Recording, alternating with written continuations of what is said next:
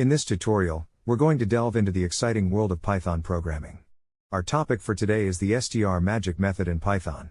For those of you who've never programmed before, don't worry. We're going to make this as easy and fun as possible.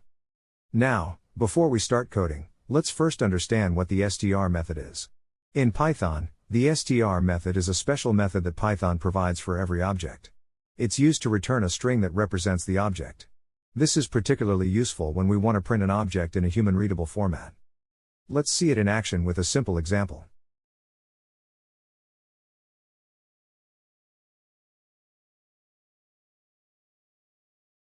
In this code, we create a class named student with two attributes, name and age.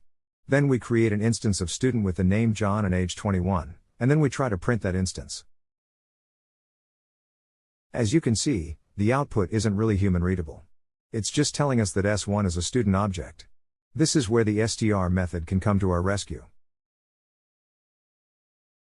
Now, let's override the str method in our student class.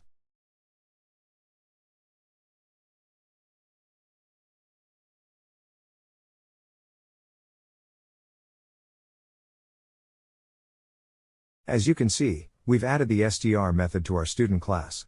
Inside this method, we're returning a formatted string that gives information about the student. When we print the student instance now, it'll call this method and print the return value instead. Look at that. The output is now a lot more understandable. By using the str method, we've made it so that any time we print a student instance, we get a clear, human-readable description of that student. And there you have it. That's the magic of the str method in Python. It's a powerful tool for improving the readability of your code, and I hope you've learned how to use it effectively. Happy coding, everyone!